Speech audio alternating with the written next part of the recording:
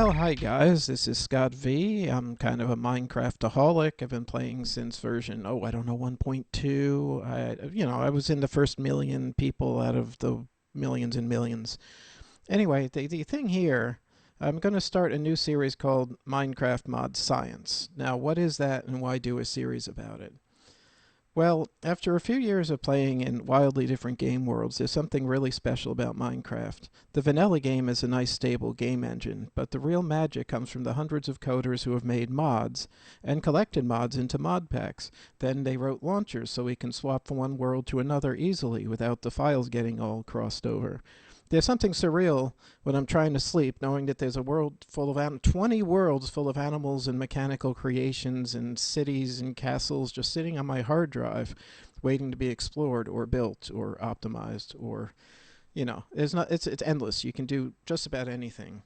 Now, each combination of mods produces a game world with different chemistry or different physics, different creatures, unexpected sights, endless terrain to explore, gigantic creeping plagues, cities to build, resources to harvest, whole new dimensions, parallel worlds.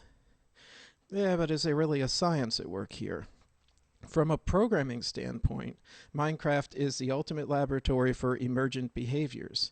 Those are combinations of objects and events that no programmer could reasonably have expected that will produce unusual results, endless chains of reactions which we have to learn, adapt to, and try to use to our advantage. To survive in these worlds, we need to experiment, figure out what works and what doesn't. While hundreds of authors update dozens of wikis trying to help us out, I've worked on some wikis myself, it's endless. Every new version of every mod pack, with every change to the game engine, new situations arise. I have never played any other video game where I've ended up writing dozens of pages of notes along the way, filling text files with hundreds of recipes and industrial processes trying to sort it all out. I just don't know any other game that's ever given a challenge like that. The point of this series is to take one group of objects or one machine at a time, or one production line or one theory, and then build it, explore it, run tests, try to optimize them. I'll try and figure out once and for all how long each task will take, how much energy will be gained or lost, how the different mod machines and creatures and objects interact with each other, interesting combinations you might not have known about. Within each world, the codebase is the science, so let's explore it. For fun, here's some of the questions that have come up in my past videos, in no particular order. Let's just have some fun with it. Okay, have you ever wanted to dive into a really good book? Well, with Mistcraft, each of these books can link to a different dimension. You can create giant network systems. You can create whole parallel dimensions. You find pages with arcane symbols to generate worlds with different. You could have a blue sky. You can have two suns. Okay, crazy. That's a lot of explaining. Now, a Cross of Mercy, it's so heavy because it's so full of mercy. It's really good at taking out these undead, but does it work on telemarketers? That's an important question. Well, okay. Yeah, okay, it gets a little complicated. Those are industrial craft crops. And, okay, that over there was a forestry engine. Those are industrial craft solar panels. That's a mine factory reloader harvester. Yes, it does work. Does it work on industrial craft crops? Yes. I'm running on Buildcraft pipes here. Those are diamond sorting pipes. I got some blackberries. I got some... Oh, I'm thirsty. Let's go get some juice. You can make fruit juice. You can make veggie juice. Why would you do that?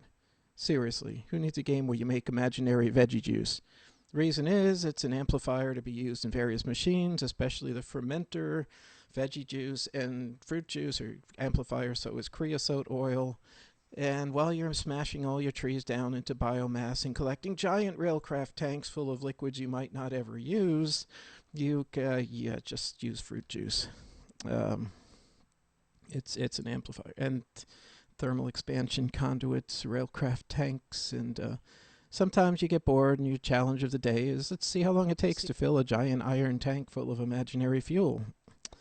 So I'll help you with all that. Now, meanwhile, here I am. Oh, in another world, I'm about to make my first advanced solar panel. There you go. Ta-da! And notice the work table on the right remembered the recipe. That is so cool. How does it work? See, I'll help with these questions. Now to make okay, let's just go to okay. How do we explain this?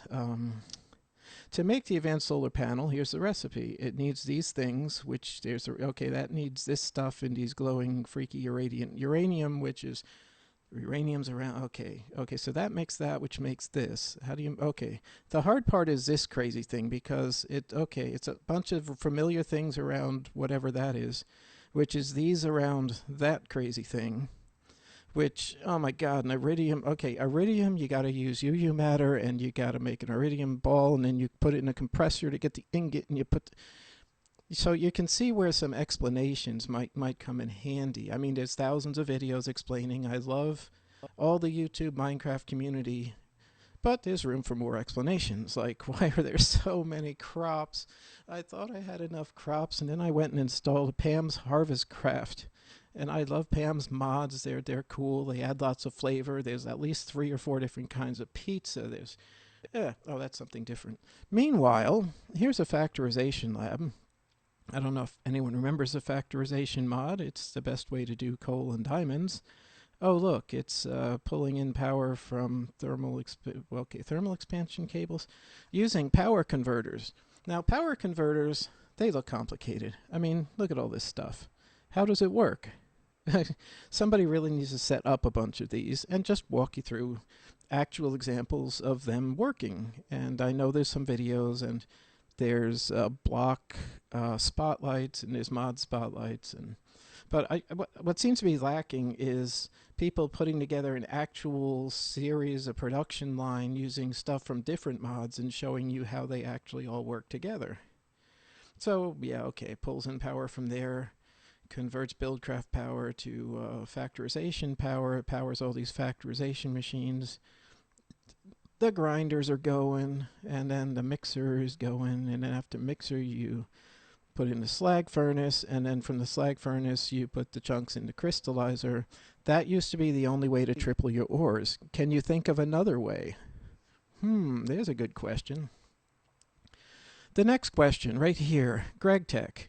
Is it the coolest thing ever, or does it just want to make me scream? I can tell you for a fact I have an industrial electrolyzer in the ceiling because that's where my medium voltage power line is. Okay. For anyone who thought industrial craft wasn't industrial enough, the chemistry wasn't chemistry enough, there's Greg Tech, which adds 20, 30, 40 more machines. Well, it's really amazing because it adds new tiers of power storage. It's just amazing, fun, techno gadget, manipulation, experimentation. Here is industrial canner. Plate bending machine. You put plate ingots and it turns them into plates because its recipes want plates instead of ingots for everything. Wire puller, the automatic wire mill, really cool. If you put your leg in there, I'm sure it'll pull that too. Anyway, I can't remember where I put my copper. There we go. So each of these machines has specific things it does. You can click in the middle to get a list of the recipes. And at the time, I remember writing every possible recipe in my text files. And then I would go and look at the actual life cycle of each individual material to see where it comes from, every possible use it has. And then I would try and build the most useful possible sequence of events. There are some things, sometimes there are things that you can do that are a total loss of power, like making sulfuric acid cells at like 600,000 EU each, and then they only generate 32,000. But you don't know that unless you study it all. Oh, I remember this guy. This is a Thaumcraft industrial furnace. The legend has it that you captured a blaze and you enslaved him and put him to work in this little furnace. He's so cute. I love this guy. I miss him. This whole world got lost. Hey, what's this thing? A strange purple pipe. I'll tell you about that. Anyway, to put this dude to work for you, you just erp up some ingots and stuff. You throw something in to be smelted. And then he's got this attitude where he spits it right back out at you. Blech. Ooh. Okay, so he's funny. Well, here's a old school. This is the Big Dig world. This is forestry machines producing buildcraft power, putting it into a redstone energy cell from the thermal expansion mod. I can explain all this. Trust me, it's not as absurd as it looks. No, now I have all this power and nothing to use it for? Oh boy. Thumbcraft. Here's my magic experimentation table. What I'm trying to do is learn a new spell. So I'm going to keep using up this material in the top left, trying to get some of these essences. There's a new icon on the right, which means I discovered an essence that's part of this formula, but I don't know what formula I'm working on and I don't know what it needs, so I'm going to go on to something else. Yes, I am. Very fun, very fun. One of my favorite magic system, and it's gotten even more advanced. Okay, is this the most annoying actual recipe in the world? It needs these exact 9 ingredients and these exact 9 slots to get a Tome of Alkahest from the Xenos Reliquary mod. It's used to take glowstone or redstone to amplify certain other blocks. So if there's something you don't have enough of, now you can have too much of it. Yay. Alright, hey, why is this robot having a hissy fit and dropping all the crap on the ground? That is a bad robot. Bad robot. I'm so mad at you. Oh, look, here's a forestry multi-block farm. It's one of the pioneering multi-block structures in Minecraft history. It's fun if you're into crazy analytical processes where you have to make special circuit boards to program it to say what type of crops it can use. Really neat. I enjoy the mind puzzles, trying to make these work. You got to give it power, and the stuff comes out over here. And if you do everything right, you get what you want, and if not, you just have to learn how to do it right. Ooh, factorization barrels.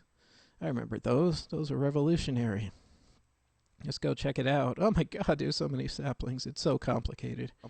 Anyway, I can explain all that. Oh man, I just gave birth to a little baby cow. See, I just made more cows appear. All I have to do is flip a switch. They are so cute.